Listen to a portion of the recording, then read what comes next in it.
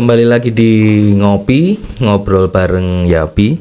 Dan untuk ngopi kali ini kita akan membahas terkait dengan konflik agraria yang ada di salah satu daerah di Kebumen, yaitu tepatnya di Urut Sewu. Dan bersama dengan kita saat ini sudah ada seniman. Ya. Halo Kang Seniman, saya manggilnya Kang ya. Iya. Oke. Ya, jadi di sini ada Kang Seniman yang nanti akan bersama dengan kita semua nanti akan ngobrol terkait dengan konflik agraria yang ada di Urut Sewu. Kang, sebelum masuk nanti ke pembahasan soal konflik yang ada di Urut Sewu, mungkin sedikit keluar dari konteks dulu ya. Yeah. Seniman itu kan nama yang cukup unik gitu ya. Mungkin bisa cerita dulu nih Kang, kenapa dulu kok dari orang tua memberikan nama seniman seperti itu? Apakah dari keluarga seniman atau bagaimana? Atau mungkin ingin anaknya nanti supaya jadi seniman atau gimana nih Kang? Baik, Assalamualaikum warahmatullahi wabarakatuh. Terima kasih pertanyaan yang menyudutkan saya. Kan santai karena ini kan ngopi, ngobrol santai. Tak kira nek ngopi ki ngolah pikir. Boleh. Iya sih. Jadi nama saya itu memang nama asli seniman. Konon ceritanya itu karena saya lahir di hari Senin, tepatnya Senin Kliwon, maka kemudian dinamakan seniman. Tapi memang diakui atau tidak diakui itu keluarga saya itu keluarga seniman. Oke. Iya. Jadi Kang Masku itu dilalah guru seni di salah satu SMA di Kabupaten Kebumen.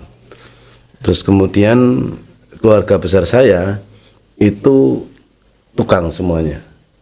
Ada yang tukang kayu, ada tukang bengkel, kemudian dekorasi.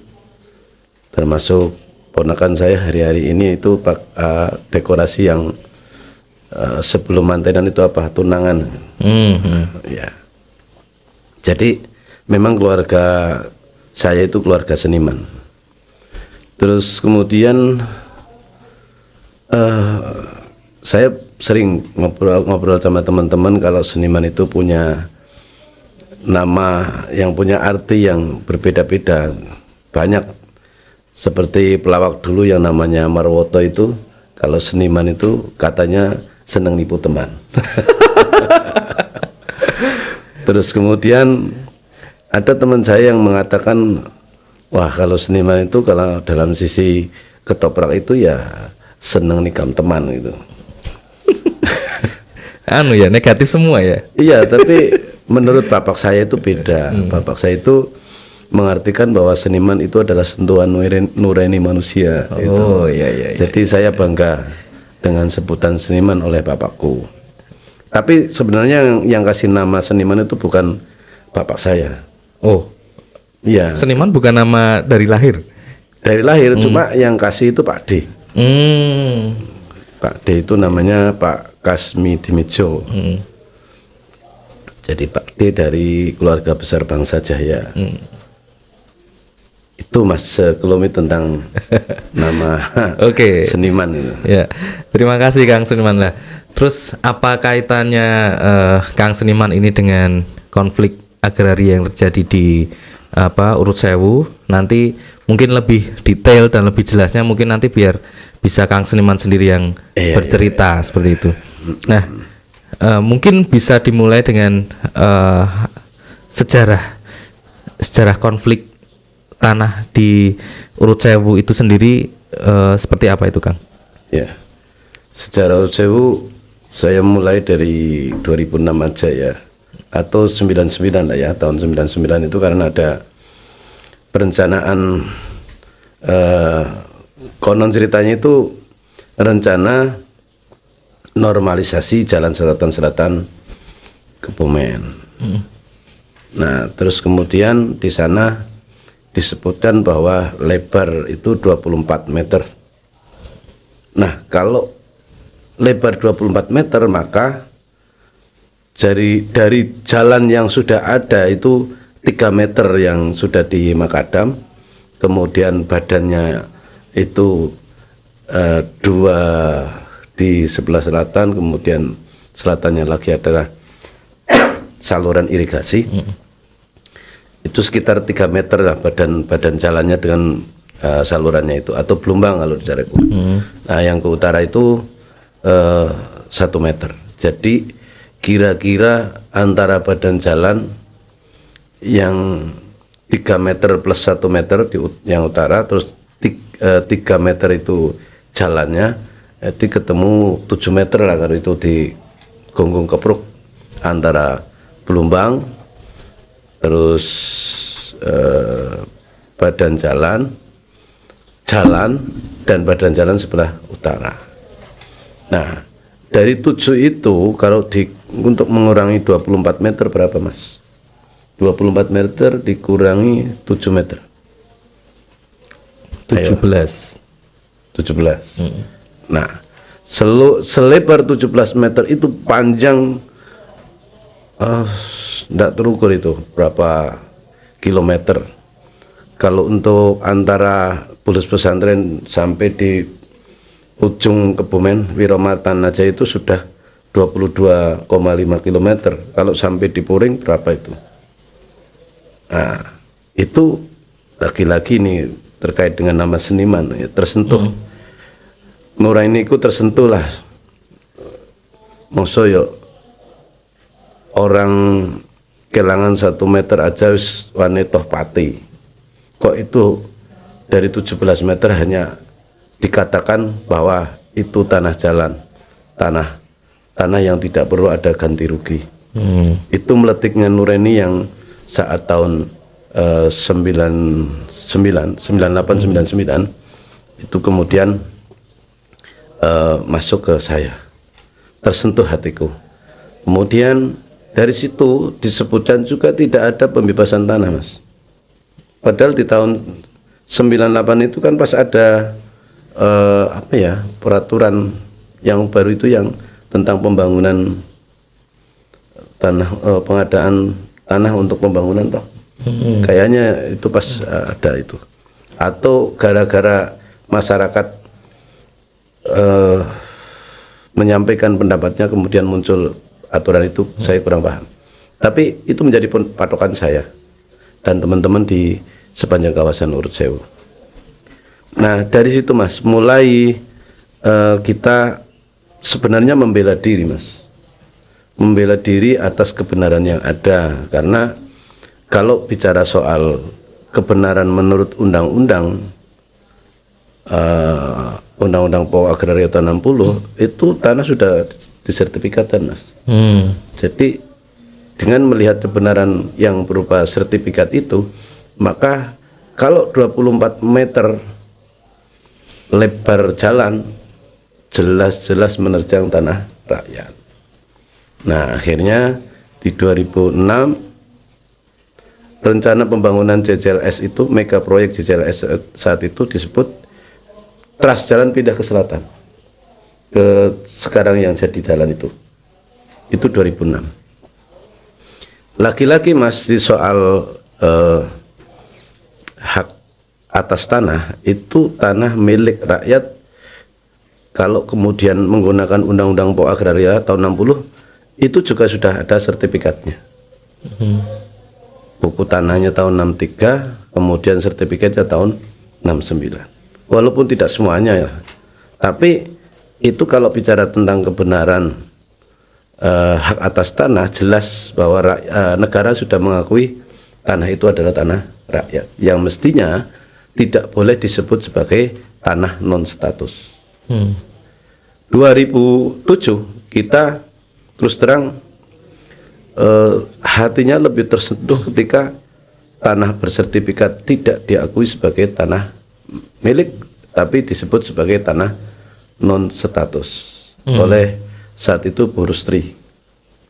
Ketika saya tanyakan apa arti sebuah tanah non status, beliau mengatakan bahwa bukan tanah jalan kabupaten, bukan provinsi, bukan pusat. Nah, artinya menurutku sebenarnya benar juga Bu Rustri bahwa itu non status menurut mereka. Tapi kan itu jelas bahwa digunakan oleh rakyat untuk kegiatan pertanian. Paling tidak disebut bahwa itu tanah pertanian gitu, tanah petani untuk jalan pertanian. Nah, di 2007 itu karena waktu itu masih proses perencanaan JJLS itu dibarengi juga oleh tentara, itu matok sepanjang Urut Sewu itu ada patok di radius 1 km dari bibir pantai menurut mereka. Ketika kita melakukan audensi, kemudian mereka mengatakan bahwa patok 1000 meter itu adalah patok untuk menjelaskan bahwa di sepanjang rencana JJLS itu ada tanah aset TNI yang terkena rencana JJLS. Kalau tidak salah itu waktu itu karena kita audensi di DPRD, kemudian yang hadir dari Kodim menyebutkan bahwa surat tersebut mengatakan atau mereka yang mengatakan bahwa ada permohonan ganti rugi aset yang terkena JJLS oleh Pangdam Diponegoro pada gubernur. Ini catatan yang menggelitik buat saya dan teman-teman, karena kalau itu benar maka ada tanah rakyat yang sudah terampas oleh mereka. Karena faktanya secara hukum negara berdasarkan UU PA tahun 60 itu sudah ada sertifikatnya. Kalau kemudian kita melihat hukum adatnya atau tatanan tanah yang berlaku sebelum UU PA tahun 60 itu banyak yang namanya segel, terus kemudian surat pernyataan jual beli dan seterusnya, itu yang menyebutkan bahwa beli tanah di alur itu sampai Banyu Asin, sampai bibir pantai. Ada kemudian dokumen tahun 56 yang menyebutkan bahwa Pak Sojari itu beli tanah dari Kadak, utara batasnya saluran air, selatan adalah laut. Kenapa bisa terjadi seperti itu? Karena memang tatanan tanah di Urut Sewu itu galur larak, Mas. Tatanannya itu dari utara sampai selatan. Jadi kalau yang dijual utara, selatan itu bisa terjual. Gitu. Begitu, Mas, kira-kira sing memulai konflik yang ada di Urut Sewu di 2007 itu penting menjadi catatan besar. Kemudian di 2009, Mas, kita kan kemudian di 2009 itu karena teman-teman Setro itu membuat gapura. Nah, itu dananya juga dari pemerintah. Saat itu dana ADD atau ADD tidak salah. Itu untuk membangun itu. Nah, proses pengajuan tentang anggaran itu sebenarnya kan sudah dilalui dan itu clear untuk pembangunan itu. Tapi kemudian oleh TNI tidak boleh. Nah, dari situlah 2009 bangkit, Mas. Bangkit karena kalau kemudian benar klaim tanah itu adalah 1000 meter dari bibir pantai, maka habislah tanah rakyat di sepanjang rencana JJLS itu ke selatan, habis. Kemudian juga ada rencana tumpangan, ya, aturan yang kemudian ditumpangi dengan rencana tata ruang wilayah Kabupaten Kebumen yang menyebutkan bahwa di sepanjang rencana JJLS itu, di sebelah utara rencana dan selatan rencana jalan, tidak boleh ada kegiatan apapun kecuali kegiatan TNI. Tidak boleh ada bangunan apapun kecuali bangunan TNI. Itu sejak tahun 2009, Kang. Iya, di apa namanya? Disebutkan sebenarnya di 2007 itu udah muncul itu rencana tata ruang itu. Tapi kita kan selalu memberikan masukan-masukan yang akhirnya di 2009 itu masih juga dimasukkan di situ. Akhirnya masyarakat aksi sekitar 3.000-an massa saat itu. Kalau sekarang di Perda RT RW-nya yang saat ini itu seperti apa, Kang? Apa masih sama seperti yang itu? Saya kurang paham, Mas, karena memang lama ini saya tidak mempelajari itu, karena saya fokus di soal tanah. Jadi saya harus bisa membuktikan bahwa tanah itu adalah tanah rakyat. Dari dokumen-dokumen yang sudah ada, manuskrip tentang akta jual beli itu kan penting bagi saya untuk disampaikan kepada pemerintah sebagai bentuk kebenaran bahwa proses-proses yang dilakukan oleh masyarakat sebagai proses mendapatkan tanah itu ada, gitu loh. Jadi tidak membohongi keputusan-keputusan masyarakat yang dulu dengan pemerintah yang ada. Jadi kalau kemudian di sertifikat tanah itu selatan batasnya laut itu karena memang jauh sebelum ada undang-undang pokok agraria itu sudah diputuskan sampai Banyuasin, Mas. Itu kira-kira yang kemudian meyakinkan saya dan teman-teman untuk tetap berjuang menyampaikan kebenaran. Ya. Nah, berarti terkait dengan bukti-bukti kepemilikan dari masyarakat itu ada ya, Kang? Ada. Jadi gini, Mas, perlu saya tegaskan juga bahwa banyak orang mengatakan bahwa desa itu kan hanya bukti pembayaran pajak. Desa itu kan dalam konteks hukum katanya itu adalah sebagai alat tunjuk bukti. Nah, lantas ketika sudah ada sertifikat, maka untuk menjelaskan, untuk membuktikan bahwa sertifikatnya benar, itu kan desa. Dan akte jual beli yang lainnya atau segel yang lainnya itu kan sebagai penguat atau meyakinkan bahwa sertifikat itu benar. Kalau kemudian jelas bahwa BPN itu kan kita pernah ya ke BPN itu tahun 2000 berapa ya? 2008 atau 2009 2010 malah ke BPN yang intinya bahwa kita menyampaikan terutama dari Setro itu atas nama Mihat dan Bu siapa yang satu lagi itu oleh BPN jelas bahwa ini benar, sertifikat itu benar. Dan kemudian ketika akhirnya ada proses sertifikasi yang bentuknya adalah apa, Mas Kaising, akhir-akhir ini PTSL gitu. PTSL itu BPN mengeluarkan bahwa tanah-tanah yang sudah disertifikat itu tidak masuk dalam proses PTSL. Itu kan jelas toh bahwa sertifikat masyarakat dari dulu sampai sekarang itu faktanya, datanya di BPN ada. Itu, Mas, kira-kira yang kemudian membangkitkan dan menyemangati teman-teman petani di Lur Sewu dan sampai hari ini masih bertahan untuk tetap menyampaikan kebenaran. Ya. Berarti bisa dikatakan atau mungkin juga dari teman ngopi ada yang tahu, jadi di Urut Sewu ini ada konflik itu antara masyarakat dengan militer seperti itu ya. Iya. Nah, untuk keadaan saat ini di Urut Sewu sendiri itu bagaimana, Kang? Apakah masih digunakan sebagai tempat latihan atau bagaimana? Kemarin hari apa ya? Sekitar tanggal 6 ya. Itu mestinya kan berakhir hari Jumat. Tanggal 6 hari apa itu, Mas? Kamis atau Rabu? Tanggal 6 ini ya, Desember ya. Iya. Benar ya? Tanggal 6, kayaknya tanggal 6 Mas itu.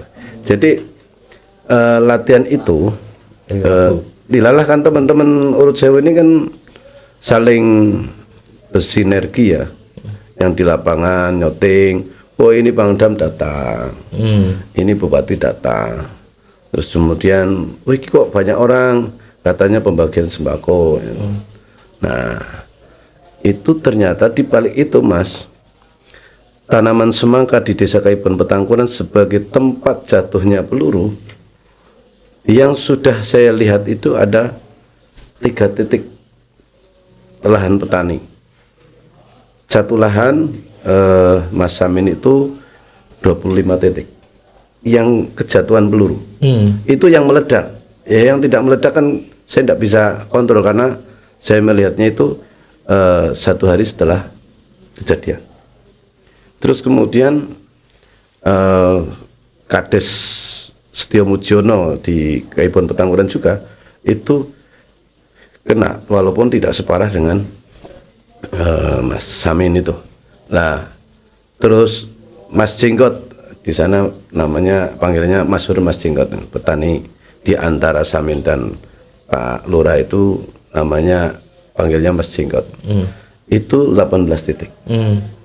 Dan itu tentara tahu karena tentara itu sudah ngontrol, sudah menghitung bareng-bareng dengan petaninya itu. Nah, aku bertanya sama beberapa petani di sana, itu petani yang kena itu sudah dapat apa dari tentara. Karena waktu di Kaibon di tempatnya Bagong itu lokasinya keledakan bom kan, saya Bagong itu diwanti-wanti tidak boleh ngomong dengan saya. Ya, tapi Bagong tidak cerita, tapi teman-teman kan cerita pada saya. Jadi tidak bisa dibohongi karena rasa petani kan ketika dengan orang yang tersentuh hatinya ya tetap bisa keluar. Korbannya itu seperti apa, Kang? Apakah lahannya rusak atau mungkin ada yang luka-luka juga atau bagaimana itu, Kang? Ya, yang rusak itu lahan pasti ya. Terus mulsa, impus, terus kemudian melonnya itu. Teman-teman buat status tuh menanam melon berbuah peluru. Nah, itu impusnya juga rusak. Saya punya foto-foto yang banyak tentang kejadian kemarin. Kalau mungkin ada peristiwa peluru nyasar kah, itu pernah ada? Oh pernah. Jadi tahun berapa ya itu dah? 2005 itu di lahan istri saya. 2019 kalau tidak salah Mas. Iya benar 2019 itu. Waktu itu kadesnya Mukhlisin ngepasi ada anak yang meneliti dari Mandaling Natal, meneliti di Urut-Sewu, tapi lebih ke soal politik, apa namanya ya, bukan politik, ekonomi apa itu loh. Dia meneliti tentang ekonomi komparatif lah ya. Dia langsung yang moto, yang kemudian menyampaikan ke beberapa media, dan saat itu ada 7 orang di sekitar tempat jatuhnya peluru itu. Sampai meledak ya bisa jadi 7 orang itu meninggal Mas, paling tidak cacat seumur hidup lah. Itu. Nah tempatnya Bagong dilalah, Bagong barusan minggir sama tentara yang jaga, jadi selamat Bagong. Tapi tempat jatuhnya itu yang tadinya digarap, diolah, dibuangi rumputnya sama Bagong itu, maka roto trauma juga dia. Kalau ngomong latihan Mas, ya tetap ada yang rusak kalau setiap latihan, walaupun itu terlihat oleh umum atau tidak. Kalau yang terlihat oleh umum kan karena petaninya itu cerdas, jadi begitu kejadian langsung difoto atau di shooting pendek gitu loh. Nah itu langsung sebar kemana-mana. Oh Masku antekkan bom barang. Ya jadi selain lahannya yang rusak, ternyata juga ada memakan korban luka-luka juga ya dari aktivitas yang iya itu kan dulu di Entak itu namanya siapa ya, saya lupa, olahnya gede dur. Waktu itu teman-teman bawa ke puskesmas, terus kemudian dari puskesmas dibawa oleh tentara, terus diobati oleh tentara. Itu sininya yang rusak Mas. Tak, ya sepanjang ini banyaklah korban-korban soal kena pecahan peluru, percikan dan seterusnya. Nah, tadi saya dengar salah satu upaya yang sudah dilakukan oleh masyarakat adalah melakukan audiensi, Iya. gitu ya. Terus ada upaya-upaya lain enggak, Kang, yang sudah dilakukan oleh masyarakat nih? Iya, sebenarnya kita upaya lainnya jejaring juga sih. Harapannya adalah penyampaian kebenaran ini tidak hanya dilakukan oleh masyarakat, tapi juga dilakukan oleh berbagai pihak, gitu Mas. Ya, satu di antaranya jejaring dengan YAPI dan seterusnya, terus tim Tapok itu, Pakis, LBH Semarang, dan banyaklah jaringannya. Terus kemudian yang hari ini lebih konsentrasi di soal kader itu Front Nahdliyin, FNKSDA. Oke. Nah, terus terkait dengan respon, karena ini kan melibatkan beberapa pihak ya, Kang. Iya. Nah, terkait dengan respon dari pemerintah itu seperti apa? Baik itu dari pemerintah daerah ataupun mungkin bahkan pemerintah pusat, itu responnya seperti apa, Kang? Terkait dengan konflik yang terjadi di Urut Sewu ini. Ya, kalau pemerintah Kabupaten Kebumen pernah juga menginisiasi untuk mediasi toh. Tapi kan gagal juga kan. Karena masyarakat berani mendalilkan, berani membuktikan, faktanya tentara tidak memberikan ke tim independen. Itu. Jadi ya upaya pemerintah sebenarnya ada, tapi tidak maksimal atau memang tidak dimaksimalkan. Contoh itu soal mediasi itu tadi. Dan yang kita lakukan ya bercinta sama Komnas HAM, karena kita menganggap bahwa kasus konflik Urut Sewu ini kan sebenarnya melekat banget soal HAM. Jadi gimana ya Mas, kritik juga buat bagian-bagian yang urusi HAM ini, karena sebenarnya kalau saya belajar dari buku-buku yang pernah saya dapat dari teman-teman dari YAPI dan seterusnya, itu kan ada hak ekosop toh Mas. Iya. Nah, ini yang sebenarnya masyarakat Urut Sewu, hak ekosopnya ini, ekonomi sosial budayanya itu yang kena sebenarnya.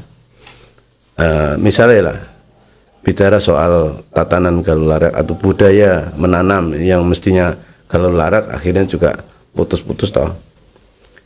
Terus kemudian di soal ekonomi otomatis dengan dipotongnya tanah itu ekonominya jelas berkurang. Padahal masyarakat petani Urut Sewu berapa sih dapatnya lah?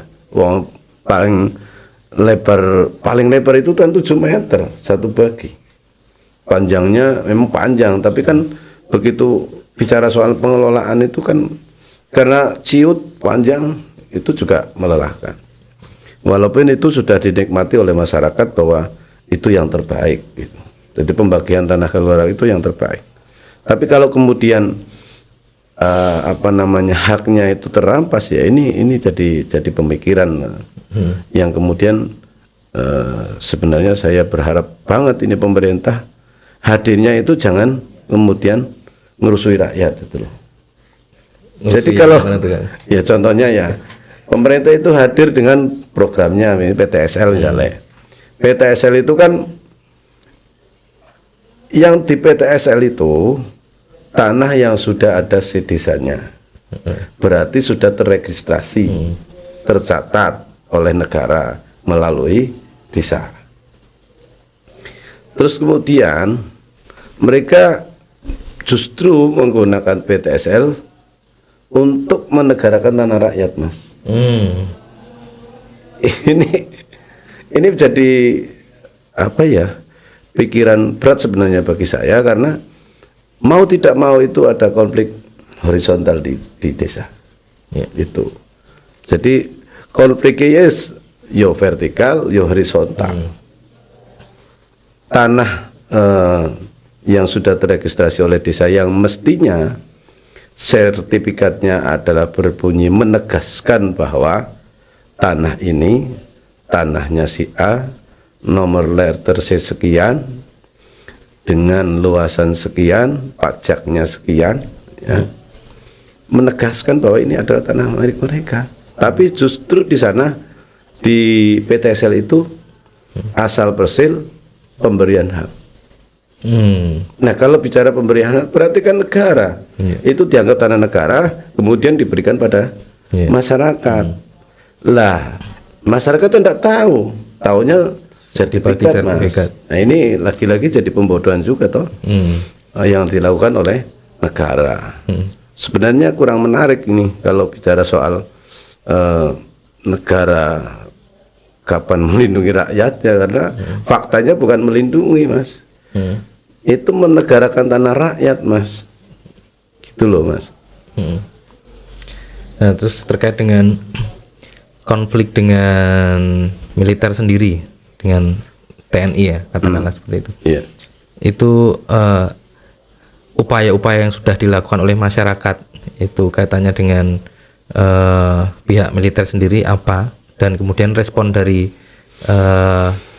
TNI bagaimana?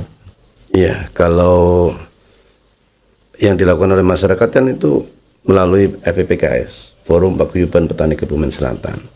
Itu yang memberikan surat selayaknya sebagai rakyat kepada negara, sedangkan tentara itu kan alat negara. Maka kita menggunakan surat, Mas. Itu ya, kita sudah memberikan surat tidak hanya ke Komnas HAM, tidak hanya ke BPN, tidak hanya ke TNI, tapi sampai hari ini belum ada keputusan apapun yang kemudian berpihak pada masyarakat.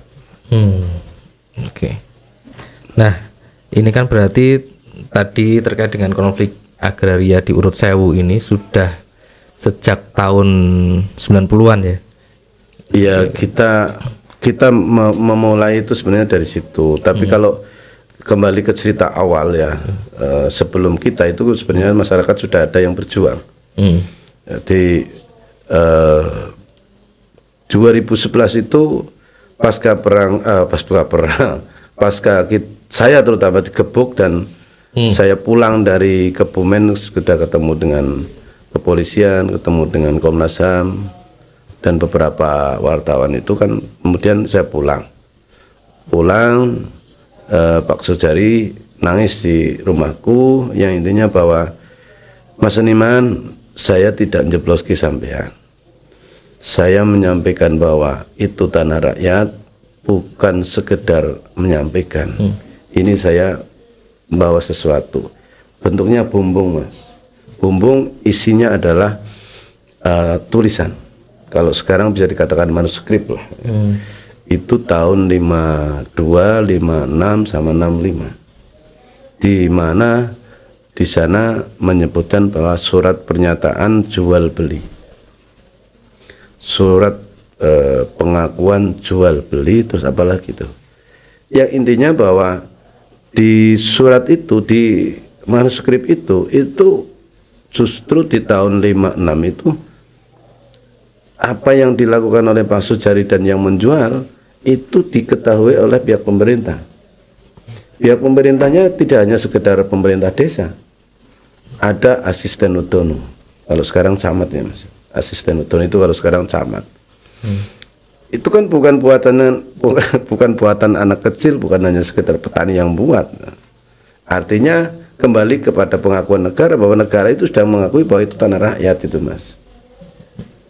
Ya, berarti kan sudah berlangsung sekian tahun, dan tadi ada peristiwa penggebukan juga, seperti berarti pernah ada apa istilahnya bentrok fisik seperti ya? Bentrok fisik itu udah cuma satu kali. Jadi kalau bentrok fisik ya, konon ceritanya kan gini ceritanya. Di tahun 72 itu TNI masuk di Ambal, salah satu kecamatan di Urut Sewu. Jadi sebelum ke Setro, sebelum ke Merit itu masuk di Ambal. Di sana koramilnya namanya Letnan Sardi, almarhum. Terus kemudian rembuk soal tentang lapangan. Kalau lapangan nggak boleh, kalau lahan untuk dipakai boleh itu loh. karena saking panasnya, si Pak Sojari itu pulang dan mengambil bumbung itu, kemudian dibawa ke kelurahan sebagai bukti bahwa apa yang sudah saya sampaikan ini buktinya. Cara bahasa sini, Pak Sojari itu berani mendalilkan, berani membuktikan, berani mendalilkan bahwa itu tanah saya, ini buktinya. Dan bukti itu tidak hanya sekedar antara penjual dan pembeli, tapi ada saksinya, diregistrasi oleh desa. Tadi saya sampaikan juga ditandatangani oleh asisten Wetono. Kemudian di tahun 72 itu berhasil kemudian kesepakatan yang tidak tertulis, pinjam tempat ketika latihan. Pinjam tempat ketika latihan. Jadi kalau latihannya cuma 1 jam, ya pinjamnya 1 jam. Selepas itu kembali ke masyarakat secara otomatis gitu loh. Memang kalau masyarakat dituntut tulisannya tidak ada, tapi kalau pengakuan dari orang-orang yang terlibat langsung di saat itu ada. Itu. Nah, kemudian pinjam tempat ketika latihan ini kan menjadi bisa diterima oleh masyarakat. Kemudian ada penanaman tebu, Mas. Nah, penanaman tebu itu kalau khusus di Desa Kaipon Petangkuran sebagai miniatur urut sewu lah ya, itu juga hampir-hampir masyarakat tidak mendapatkan sewa. Tapi kemudian berkat dokumen tahun 56, 52 dan 65, maka di tahun sekitar tahun 80-an itu tebu itu membayar sewa. Karena mengingat dan menimbang tanahnya kecil, otomatis sewanya kecil juga. Di sisi lain, pemerintah lagi semangatnya untuk membuat masjid. Akhirnya sewa lahan tebu itu digunakan untuk membangun masjid di Desa Kaipon Petangkuran. Itu khusus untuk Kaipon Petangkuran. Nah, masjidnya akhirnya disebut sebagai, dinamai Masjid Alhamdulillah. Banget syukuri karena perjuangan dari waktu-waktu itu bisa menghasilkan masjid gitu, maka dinamakan Alhamdulillah masjidnya. Itu Mas. Dan kalau saya lihat waktu berkunjung ke Kebumen seperti itu, di sana kan juga ada markas-markas militer seperti itu ya. Iya. Nah itu seperti apa itu Kang? Iya. Kalau Dislitbangnya itu tanahnya beli Mas. Tanahnya beli ke masyarakat dan desa. Walaupun konon ceritanya juga administrasinya tidak selesai. Tapi saya tidak fokus ke sana karena yang dimandatkan oleh masyarakat desa itu ke kami, ke Forum Paguyuban Petani Kebumen Selatan, itu adalah hak atas tanah di selatan. Nah, kalau jenengan sudah sampai di sana, melihat ada bangunan tinggi, tower ya, kemudian kolam renang amfibi gitu, itu tanah bersertifikat beratas nama Mihat. Tahun 69 juga Mas. Masyarakat ya? Iya. Nah, konon ceritanya juga tidak ada sewa, tidak ada jual beli, tidak ada itu. Intinya bahwa kalau kemudian kita bicara soal negara yang sebenarnya punya kewajiban melindungi rakyatnya, ini hilang ini. Peran pemerintah, peran negara hilang Mas. Kalau ngomong HAM, ya yang melanggar HAM itu siapa kemudian? Apakah negara tidak bisa disebut sebagai pelanggar HAM? Saya pikir bisa, karena HAM itu hak asasi manusia. Dan di atas HAM itu tidak hanya pemerintah, karena ada HAM dunia toh. Hak asasi manusia sedunia. Nah, apakah HAM itu sendiri, kalau menurut Kang Seniman, itu masih ada di Urut Sewu? Atau sudah bisa dikatakan mati seperti itu? Kalau pelanggaran HAM-nya ada Mas. Ya, pelanggaran HAM-nya ada, pelakunya juga ada, Bagi saya, setiap mendengar peluru meledak, dentuman pagi hari 10 sampai 100 kali, yang sudah terjadi saya pastikan ada pelanggaran HAM. Yang sudah terjadi loh, saya pastikan ada pelanggaran HAM. Baik itu mengenai tanaman, baik itu mengenai jiwa petani, baik itu mengenai langsung badan petani, itu ada, Mas. Jadi negara menghadirkan pelanggaran HAM atau menghadirkan pelanggaran HAM di urut sewu. Kalau ada ledakan peluru, yaitu terakhir kita sampaikan bahwa satu titik lokasi ada 25 dentuman ledakan peluru, jatuhnya peluru. Ini kan luar biasa. Petaninya ya sudah tidak bisa ngomong apa pokoknya, ya hanya bisa menyemangati dirinya sendiri. Ya mungkin bukan rezeki saya, ya mau bagaimana lagi, karena ini negara. Jadi hanya rasa-rasa ucapan pilu lah menurutku. Marah campur bingung. Nanam semangka itu kan modalnya besar, Mas. Iya. Satu rentetan aja rusak itu udah Rugi besar ya. bisa hilang dengan bongkotnya, dengan modalnya gitu loh. Gitu, Mas. Kira-kira sing dan berkembang untuk diurut sewu, perkembangan terkini ya yaitu tadi. Nah, diurut sewu itu ketika ada ledakan peluru, justru terjadi ada pemberian sembako oleh tentara. Apa mana ini dibalik pemberian sembako? Saya juga tidak paham. Apakah dengan memberikan sembako kemudian sembakannya boleh? Tidak juga. Apakah ketika memberikan sembako kemudian mengesahkan proses perampasan tanah dalam konteks sertifikasi hak pakai? Tidak juga, karena merampas ya merampas, gitu. Tidak bisa ditutup-tutupi. Dan bagi saya, ketika kita bicara soal negara yang punya kewajiban melindungi rakyatnya, ini negara sudah dalam kondisi genting, Mas. Kalau kemudian alat negaranya ini tidak segera diberi kesadaran, diberi upaya untuk bagaimana tidak merampas hak-hak rakyat, tidak hanya sekedar tanah, tapi hak hidup, kemudian hak untuk menghidupi masyarakat atau anak-anaknya juga, tidak hanya sekedar diri sendiri tapi juga orang lain. Ya, jadi di urut sewu bisa dikatakan malah justru terjadi kebalikan ya, di mana alat negara yang seharusnya itu melindungi hak-hak masyarakat, itu malah justru menjadi perampas dari hak masyarakat. Itu. Anehnya pemerintahmu itu mengamini gitu loh.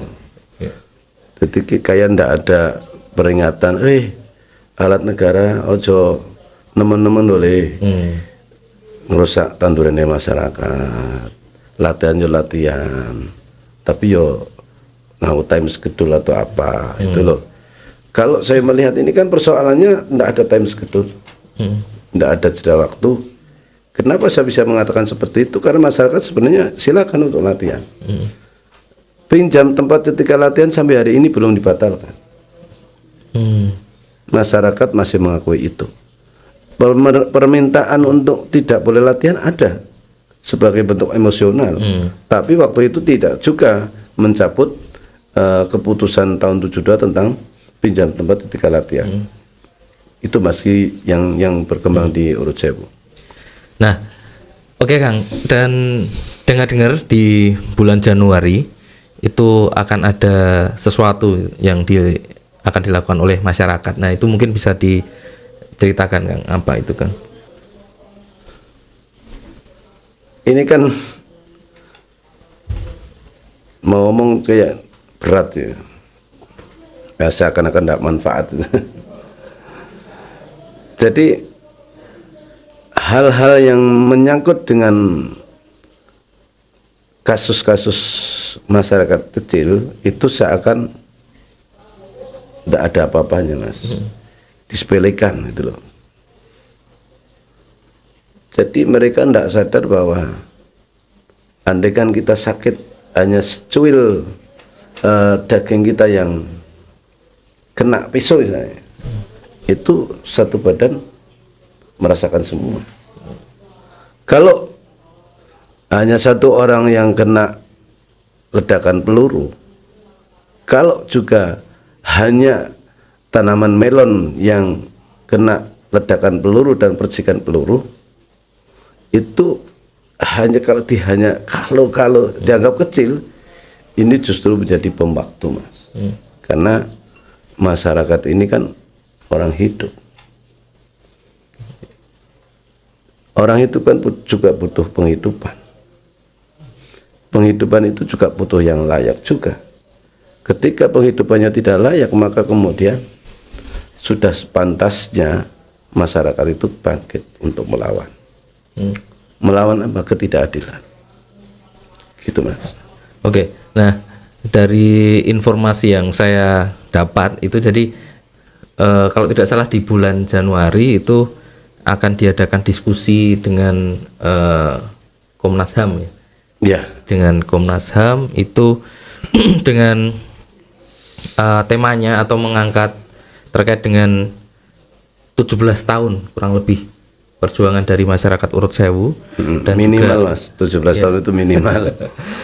Dan juga terkait dengan tadi matinya HAM di Urut Sewu. Nah, dari kegiatan itu apa yang menjadi harapan dari masyarakat Urut Sewu dan mungkin dari Kang Seniman, apa yang menjadi harapan dari kegiatan tersebut atau mungkin harapan kedepannya di Urut Sewu? Harapan kedepannya adalah menemukan solusi. Ya, ada penyelesaian yang kemudian tidak merugikan masyarakat. Kalau penyelesaiannya adalah sertifikasi hak pakai, itu jelas merampas hak rakyat. Kalau kemudian penyelesaiannya adalah sertifikat PTSL, itu sudah jelas-jelas menegarakan tanah rakyat. Kalau kemudian penyelesaiannya adalah pembiaran, yang terjadi adalah kekerasan. Kekerasan bukan yang dilakukan oleh masyarakat, oleh aparatur pemerintah. Itu, Mas. Oke, nah sebelum mungkin saya tutup obrolan kita hari ini itu terakhir Kang, ada nggak statement yang ingin disampaikan? Ya, ada yang gini, Mas. Urut Sewu itu adalah sebuah kawasan di mana kawasan Urut Sewu itu adalah kawasan untuk pertanian dari dulu sampai sekarang. Kalaupun kemudian dijadikan melalui rencana tata ruang wilayah, dijadikan berbagai rencana, itu toh ternyata fakta paling besar pertanian adalah yang sebagai bukti penghasilan terbesar untuk di sepanjang kawasan Urut Sewu Kabupaten Kebumen. Jadi jadikanlah Urut Sewu sebagai kawasan pertanian dan pariwisata sesuai dengan permintaan masyarakat tahun 2009. Aksi besar-besaran 2009 itu tuntutannya adalah jadikan kawasan Urut Sewu sebagai kawasan pertanian dan pariwisata rakyat. Jadi kalau sudah seperti itu, insya Allah pengelanggaran HAM yang dilakukan oleh negara melalui alat negara itu tidak ada. Dan insya Allah tentara akan menjadi baik karena tidak menggunakan tanah yang bermasalah. Jadi kalau kemudian itu tanah kembali kepada masyarakat, itu tidak hanya membangun masyarakat, Mas, tapi membangun jiwa dan martabat TNI, jiwa dan martabat Negara Kesatuan Republik Indonesia, bangsa dan negara. Itu jadi kembalikan tanah rakyat sebagai tanah untuk pertanian dan pariwisata rakyat. Jangan takut menyampaikan kebenaran. Ya, kebenaran di Indonesia ini ada kebenaran menurut negara, yaitu undang-undang negara atau hukum positif. Ada kebenaran menurut agama, sesuai dengan agamanya masing-masing. Ada juga kebenaran menurut hukum adat. Jadi itu harus dipegang. Jangan takut sampean menyampaikan kebenaran, pemirsa semuanya. Dan yang saya sampaikan, saya yakin kalau benar itu hidayah dari Allah Subhanahu wa taala. Salah, kurang, khilaf dan tidak berkenan untuk pemirsa semuanya, saya yakin dan saya yakin-yakinnya itu timbul dari kebodohan saya pribadi. Akhirnya bisa ditutup. Boleh. Wassalamualaikum warahmatullahi wabarakatuh. Terima kasih Kang Seniman, dan terima kasih teman ngopi semua yang sudah bergabung dan menyimak obrolan kami berdua. Sekian ngopi kita kali ini, dan sampai jumpa di ngopi yang selanjutnya.